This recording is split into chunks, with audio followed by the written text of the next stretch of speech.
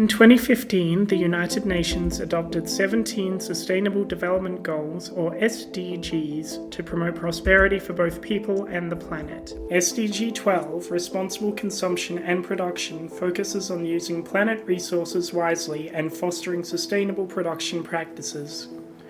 Although some progress has been made, the World Health Organization believes that if the global population reaches 9.8 billion people by 2050, we would need 3 planets' worth of resources to sustain our current patterns.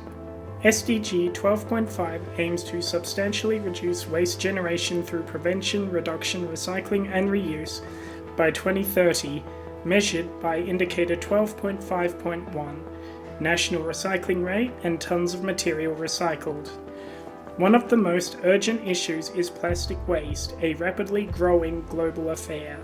As of 2019, 460 million tons of plastic products are manufactured and sent out into the world every year, but only 9% are successfully recycled. This is largely because plastic is much harder to recycle than one might assume. Plastics are polymers, long, strong chains of repeating monomers, making them highly durable, insoluble in water, and energy-intensive to break apart their strong covalent bonds. Because different plastics have different chemical structures and melting points, they cannot be easily recycled together, making large-scale recycling complex and costly. Much of this plastic ends up in landfills or oceans, harming marine ecosystems and leading to microplastics and toxic chemicals entering the food chain. However, in 2016, scientists from Kyoto University discovered Ideonella sicyensis, a bacterium from a waste site that can feed on polyethylene terephthalate, or PET, one of the most common plastics used in bottles and textiles. This bacterium produces 2 special enzymes, PETase and METase, that hydrolyze PET into its original building blocks in a process called enzymatic depolymerization. PETase starts the process by cutting long PET chains into smaller pieces by breaking the CO bonds into a molecule called MHET. METase then breaks MHET into terephthalic acid and ethylene glycol. These 2 molecules can then be reused to make a brand new high-quality plastic. For these enzymes to work efficiently, they need the right conditions. PETase works best at around 30 degrees Celsius, and they also require a pH range of around 7 for optimum efficiency.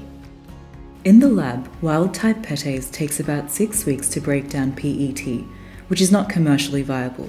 However, protein engineering and process design by companies such as Carbios has already improved its efficiency, allowing it to handle higher temperatures of 71 degrees Celsius, where PET is softer, making the depolymerization process faster and reducing required time to a matter of days.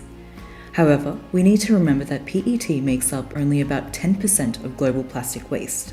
To truly address SDG 12.5, we need enzymes or microbial consortia that handle the full variety of common plastic types. To this end, exciting discoveries include plastivores like the fungus Aspergillus tubangensis, which can degrade polyurethane in foams and resins. Combining PETase with METase in large-scale bioreactors and improving cost-effectiveness are key steps towards commercialization.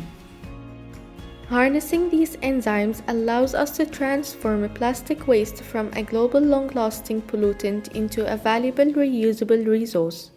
This shows how molecular biology can drive sustainability by reducing waste and supporting a circular economy.